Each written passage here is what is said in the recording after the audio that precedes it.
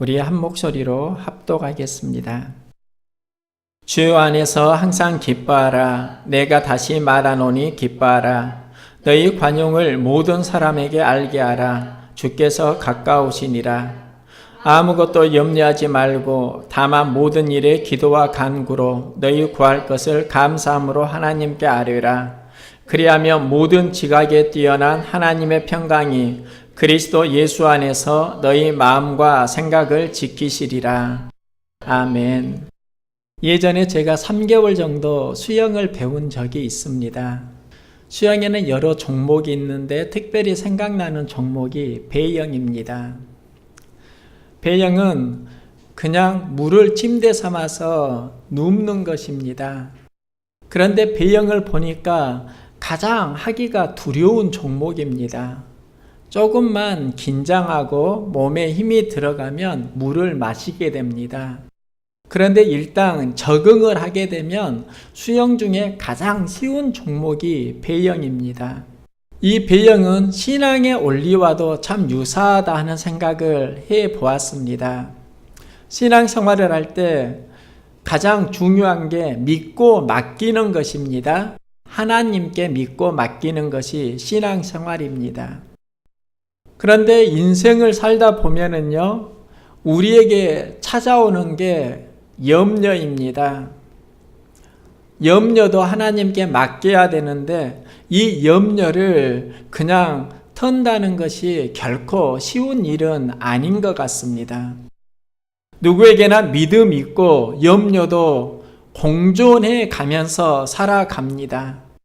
그런데 믿음과 염려의 관계를 보면은요, 믿음이 자라면 염려는 줄어들게 되고 염려가 자라면 믿음은 줄어들게 됩니다. 믿음과 염려가 삶의 현장에 함께 있는데 무엇을 더 키울 것인가? 여기에 대해서 우리는 마음에 나는 믿음을 키워야지 돼, 이런 긴장감을 가지고 있어야 합니다. 성경은 우리에게 믿는 자가 되라, 염려하지 말라 이렇게 말씀합니다. 그러면 염려가 왜 찾아오는 것일까요? 일을 하는 과정에서 찾아오는 것이 염려입니다. 맡기면 되는데 내가 무언가 힘써서 하는 과정에 찾아오는 것이 염려일 수 있다는 것입니다. 내가 무언가 할 때 어려움을 만나는 경우 많이 있고 이 어려움 속에서 마음속에 찾아오는 손님이 바로 염려인 것입니다. 한자 수거로 우생마사가 있습니다. 말과 소가 저수지에 같은 조건에서 빠졌는데 말은 수영을 잘해서 소보다 훨씬 빨리 저수지를 빠져나옵니다. 그런데 큰 홍수가 나면 소는 살아남는데 말은 죽는다.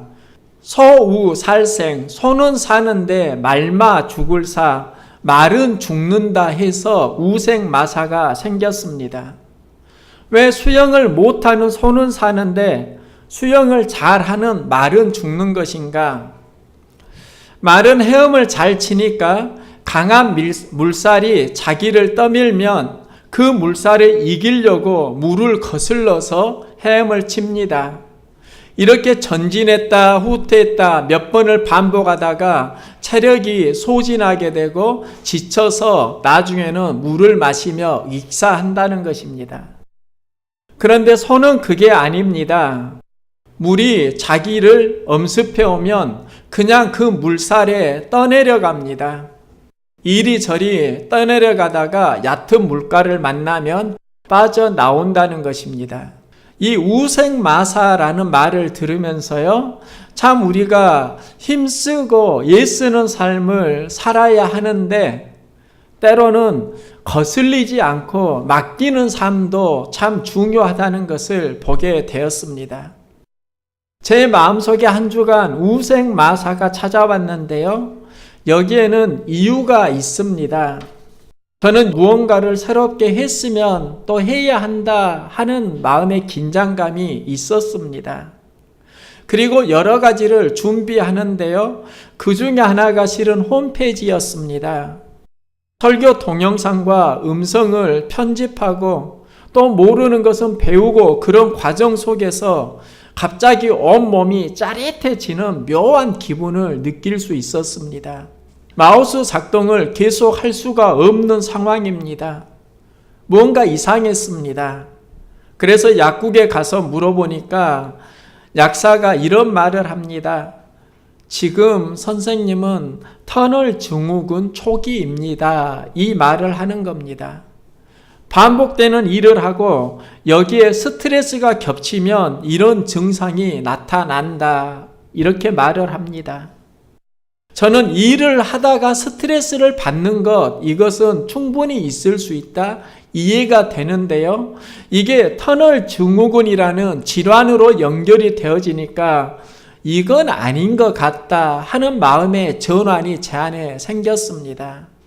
그러면서 한 주간 저에게 찾아온 마음이 염려하지 말라 하는 것입니다.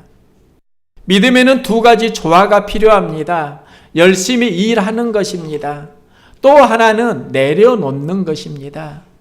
성경은 그리스도인에게 믿는 자가 되라 이렇게 말씀하면서 염려하지 말라 이 두 가지를 함께 제시하고 있습니다. 그럼 염려가 무엇인가? 헬라어를 보면은요, 메린나우입니다. 이 단어는 나눈다라는 뜻을 가진 메리죠. 그리고 마음을 뜻하는 누스의 합성어입니다. 염려는 마음을 나누는 것입니다. 여기에 질식시키다라는 뜻, 물어 뜯는다라는 의미도 함께 가지고 있습니다. 염려가 시작되면 짐승이 이빨로 목을 꽉 물어 질식시켜 죽이듯이 우리 마음속에 염려가 한번 몰려오게 되면 숨이 막히고 한없이 절망의 구렁텅이로 우리를 몰아넣는다 하는 것입니다. 우리는 그래서 믿음으로 살아야 되고 열심히 살아야 되지만 염려하는 삶은 극복을 해야 합니다. 우리 안에 실은 염려 없는 삶을 사는 것 아닙니다. 그럼 믿음 없는 삶을 사는 것도 아닙니다. 둘 다 공존합니다. 그런데 중요한 건 우리 안에서 믿음이 자라느냐, 염려가 자라느냐, 이것은 내가 어디에다 힘을 주느냐와 연관이 되어 있습니다. 바울은 빌립보 가족들에게 염려하지 말라 이렇게 말씀을 합니다. 그런데 염려하지 말라라는 그 말은 인생에서 소극적으로 살라라는 의미는 절대로 아닙니다. 우리는 염려하지 않는 인생을 그냥 소극적인 인생으로 생각하는데요. 이것은 염려하지는 말되 다만 모든 일에 기도와 간구로 너희 구할 것을 하나님께 아뢰라. 염려를 하나님과 연결시키라는 것입니다. 염려 에너지를 기도와 간구 에너지로 바꾸라는 것입니다. 우리 안에 여러 에너지가 있는데요. 그 여러 에너지 가운데 우리의 삶을 추락시키는 것이 염려 에너지입니다. 일을 할 때 염려 에너지가 찾아오면은 이때부터 마귀, 사탄이 들어오는 통로가 됩니다. 염려 있지 않으십니까? 기도하고 간구하고 그 문제를 하나님과 연결시키시기 바랍니다. 부부가 열심히 돈을 벌어서 나중에 2층 집을 지었습니다. 좁은 집에서 2층 집으로 이사를 가니까 너무 좋았습니다. 그런데 아내가 부자가 되니까 강도가 들면 어떻게 하지? 이런 걱정이 생기는 것입니다. 그리고 그 두려움 때문에 10년이 지나도록 좋은 침대에서 잠을 편히 자질 못했습니다. 그런데 어느 날 밤에 집안에서 이상한 소리가 납니다.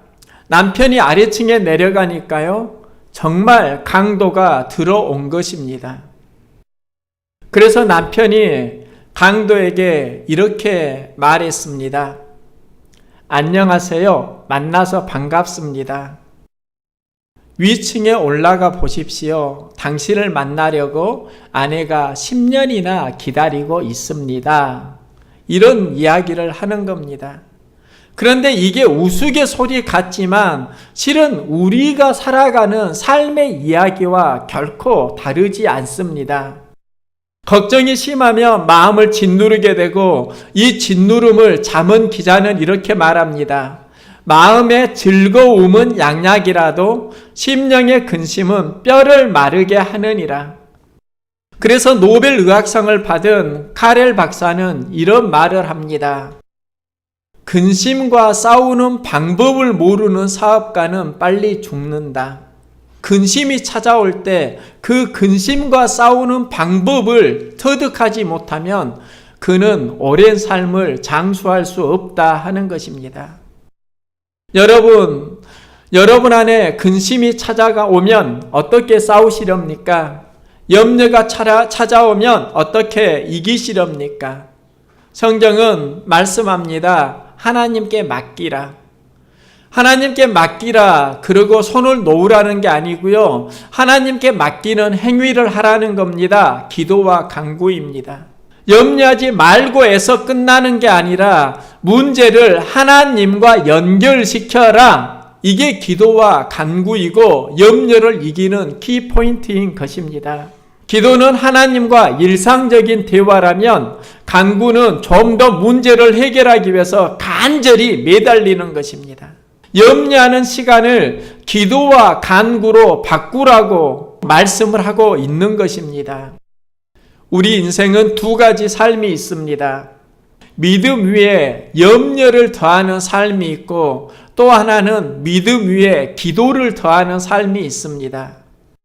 염려하지 않는다라는 것은 무언가를 하지 않는다가 아니라 믿음은 기도와 간구를 더하면서 성장해 가야 한다. 우리가 해야 하는 행위를 이야기하고 있는 것입니다.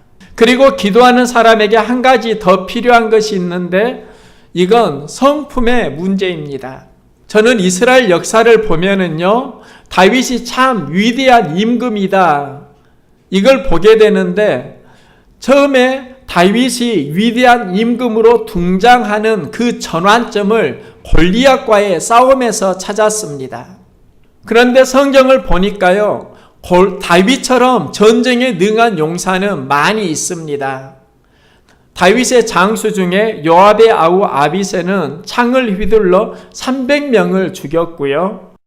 여호야다의 아들 분하야는 모압 아리엘의 아들 둘을 죽이고 또 눈 올 때 함정에 내려가서 사자 한 마리를 죽였으며 다윗에게 있었던 용사들의 용맹한 이야기는 역대상을 보면 계속 진행이 되어집니다. 그러면 다윗이 그들과 달랐던 것이 무엇인가? 그것은 성품의 이야기입니다. 다윗이 골리앗을 물리치고 인기가 높아지니까 사울 왕이 시셈하고 그를 죽이려고 합니다. 그 과정 속에서 그는 스트레스를 많이 받았습니다. 죽을 고비도 많이 넘겼습니다. 이스라엘 영웅이 사울 왕으로 인해서 도망자의 삶을 사는 것입니다. 도망을 치다가 엔게디 광야의 한 동굴에 숨어 있을 때의 이야기입니다. 사울이 군사들을 데리고 다윗을 쫓아오다가 피곤하니까 동굴에 들어가서 용변을 보고 낮잠을 자게 됩니다. 다윗이 숨어 있는 엔게디 동굴에 사울이 혼자 들어온 것입니다. 이것을 다윗의 부하들이 보고 다윗에게 이렇게 말합니다. 여호와께서 온수를 우리에게 주셨습니다. 그를 죽입시다. 그런데 다윗은요, 여호와의 기름 부음을 받은 내 주를 치는 것은 여호와께서 금하시는 것이니 다윗이 사울을 해하지 못하게 하니라. 부하들에게 사울을 죽이지 말라 이렇게 말씀을 하고 있는 것입니다. 여기에서 다윗에게 있었던 두 가지 영성을 볼 수 있는데요. 하나는 문제를 하나님께 맡기는 것입니다. 다윗은 사울의 추격으로 극도의 스트레스를 받았습니다. 그런데 다윗은요, 기름 부은 내 주를 해하는 것이 여호와께서 금하신 것이니, 그러면서 다윗은 사울을 죽이지 않고 자신의 문제를 하나님께 맡깁니다. 우리는 스트레스를 받으면 그 스트레스를 주는 그 환경을 제거하려고 합니다.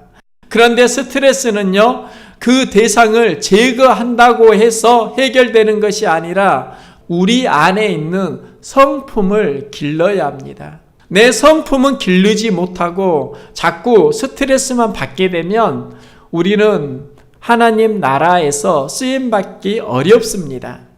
그리고 다윗이 또 하나 했던 게 있는데 덕을 가지고 있었다는 겁니다. 부하들이 이런 기회는 다시 오지 않을 것이니 사울의 목을 당장 베어버립시다, 이렇게 촉구를 하는데요, 다윗은 사울을 죽일 수 있는 상황에서 살려줍니다.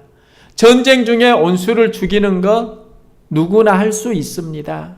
그런데 다윗은 사울을 죽이지 않습니다. 사울을 원수로 생각하지 않고 그를 주라고 표현합니다. 다윗에게는 믿음 위에 덕이 있었습니다. 목회를 하면서 실은 절실히 느끼는 게 있습니다. 그리스도인에게 믿음이 있어야 되지만 덕이라는 성품이 더해지면 그는 정말 크게 쓰임을 받을 수 있다 하는 것입니다. 믿음이 있는데 덕이 없어서 갈등을 일으키는 경우를 저는 많이 보았습니다. 더 크게 쓰임받을 수 있는데 덕이 없어서 쓰임받지 못하는 안타까운 리더들의 모습도 많이 보게 됩니다. 이건 믿음의 문제가 아니라 덕의 문제입니다.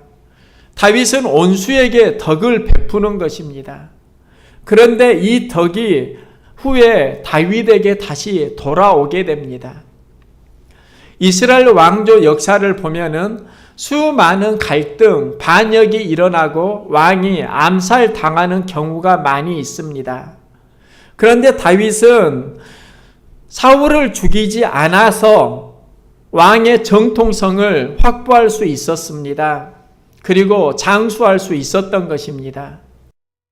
이스라엘의 가장 위대한 다윗, 그건 믿음으로만 된 게 아니라 그는 문제가 있으면 하나님께 맡기는 염려하지 않는 믿음, 그 위에 덕을 더한 것입니다. 염려하지 않는다라는 것은 하나님께 맡긴다라는 의미가 있고, 또 하나 너희 구할 것을 감사함으로 하나님께 아뢰라. 염려하지 말고 해야 될 게 기도와 간구, 그리고 감사함으로 하나님께 아뢰는 것입니다. 크게 쓰임받는 사람은 결국 어떤 사람인가 보면 잘하는 사람, 못하는 사람이 아니라 감사하는 사람인가 불평하는 사람인가에 따라서 구별된다는 것을 알 수 있습니다. 처음에는 달란트로 쓰임을 받습니다. 달란트로 쓰임을 받지만 하는 일 속에 감사가 없으면 더 이상 쓰임받지 못합니다. 달란트가 없어도 감사함이 있으면 그 감사함 속에서 달란트는 자라게 되어 있습니다. 결국은 성품의 문제입니다. 감사가 있으면 하나님께 쓰임을 받고 열매가 자라는 것입니다. 일을 감사함으로 하면 성장하게 됩니다. 감사가 없으면 멈추게 됩니다. 그런데 감사를 막는 주된 요인이 무엇인가? 그게 바로 상처에 대한 것입니다. 혹시 마음속에 상처 있지 않습니까? 성경에 보면 수로보닉의 여인이 등장합니다. 유대 사회에서 그녀는 이방 여인으로 무시를 당했습니다. 여자로 태어났습니다. 게다가 자녀가 귀신 들렸습니다. 어려울 때 그녀 마음속에 상처가 자라게 되는데 그녀를 개 취급한다는 것입니다. 그녀는 개 취급을 당할 때마다 마음속에 상처가 자라게 되는데요. 그런 삶을 살다가 이제 딸을 살려야 한다는 생각에 예수님을 찾아가서 무릎을 꿇고 간청합니다. 그런데 예수님에게도 개 취급을 당합니다. 예수님은 위로해주고 격려해줄 것으로 생각했는데 예수님도 개 취급을 하는 것입니다. 이때 이 여인이 예수님께 개도 주인의 상에서 떨어지는 부스러기는 먹습니다. 부스러기를 저에게 주십시오. 간청합니다. 개가 그녀에게 아픔인데요. 예수님이 그녀에게 개 이야기를 하고 그녀의 트라우마 하나하나를 끄집어내고 나중에는 그 트라우마 상처가 딸의 병을 고치는 축복의 통로가 되도록 연결이 되어지는 것입니다. 실은 누구에게나 다 상처 있습니다. 상처를 주었던 그 개라는 트라우마가 예수님을 만남으로 병을 고치는 축복의 통로가 됩니다. 상처를 이기는 말씀이 카타르시스를 만든다는 것입니다.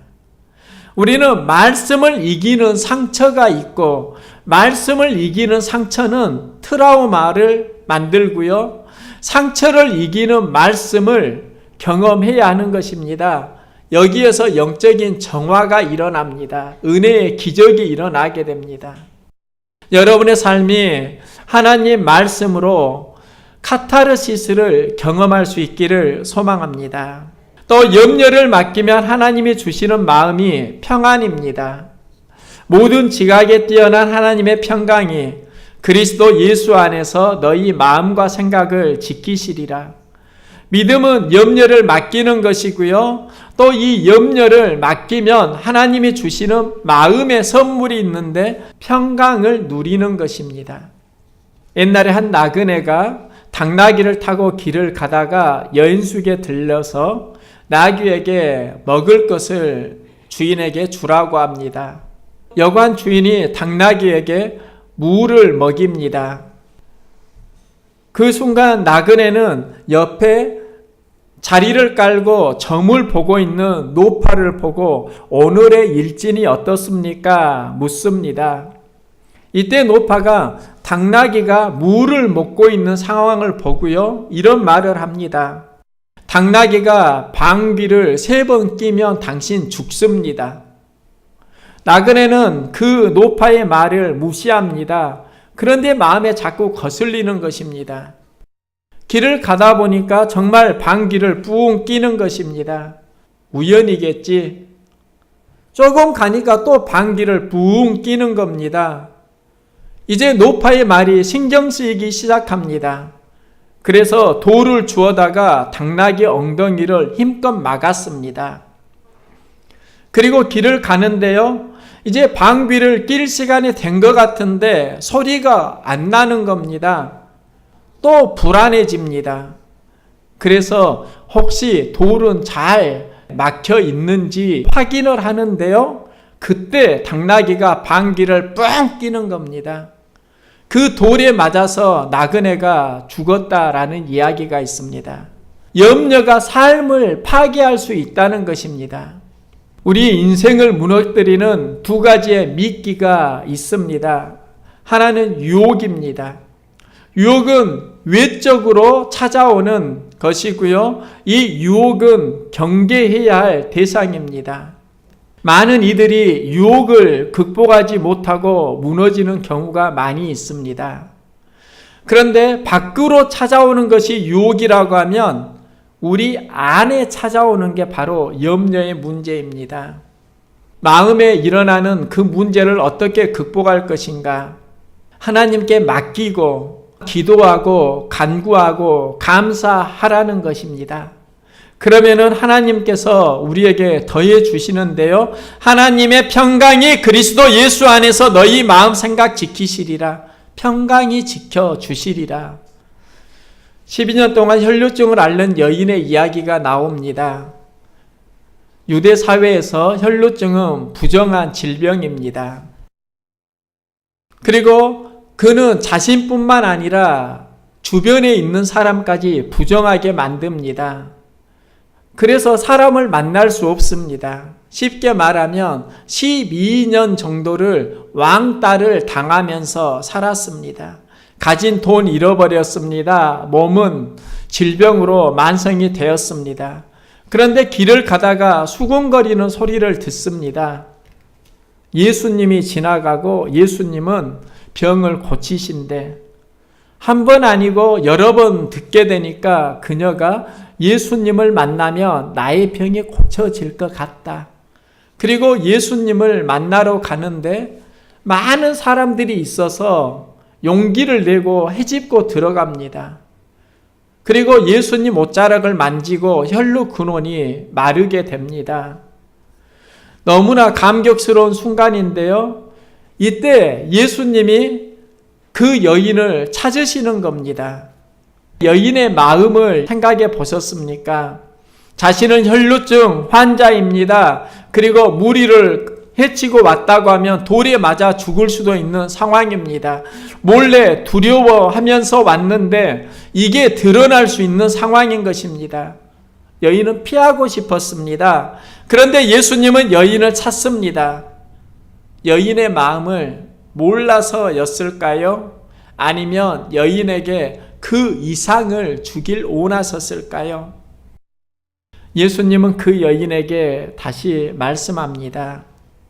내 믿음이 너를 구원하였으니 평안히 가라. 평안히 가라 하는 것입니다. 예수님이 그 여인에게 진짜 주고 싶은 것이 마음의 평안입니다. 여러분의 삶 가운데 평안이 필요하지 않습니까? 샬롬이 여러분에게도 주어지길 소망합니다. 성경은 우리에게 아무것도 염려하지 말라. 염려는 믿음의 반대입니다. 그리고 예수님께서 이 지상에서 십자가에 달리시고 마지막으로 하셨던 메시지가 있습니다. 아버지, 내 영혼을 아버지 손에 부탁하나이다. 마지막에 하신 일이 아버지 하나님께 맡기는 것입니다. 여기에서 구원하심이 시작이 되어집니다. 우리도 일을 하고 수고의 열매를 먹어야 하는데요. 힘들면 염려하게 되고 이 염려가 찾아오면 우리의 삶에 과부하가 걸리게 됩니다.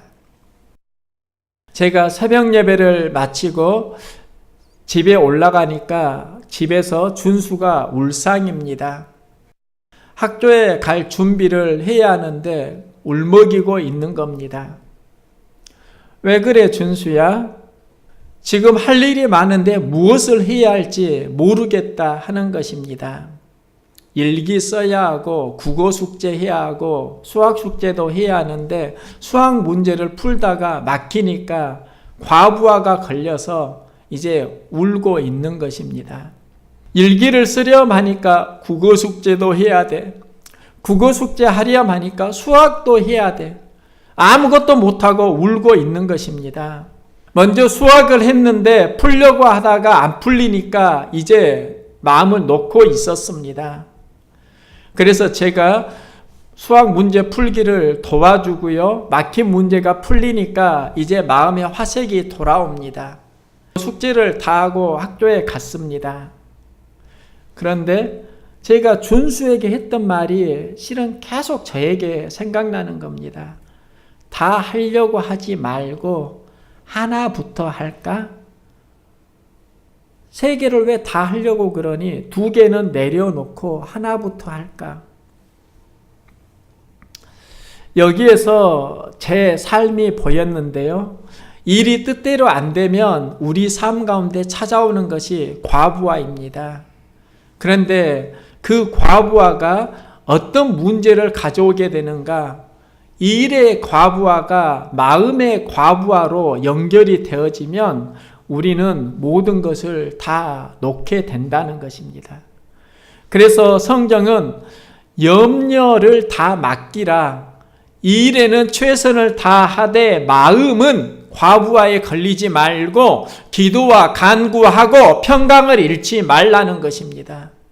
염려는 2가지 과부하에서 찾아옵니다. 일의 과부하입니다.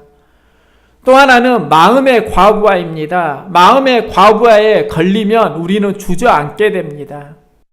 최선은 다하시되 맡길 것은 하나님께 맡기십시오. 마음의 과부하 내려놓고 기도하시기 바랍니다. 하나님이 여러분의 삶을 하나하나 인도해 주실 것입니다.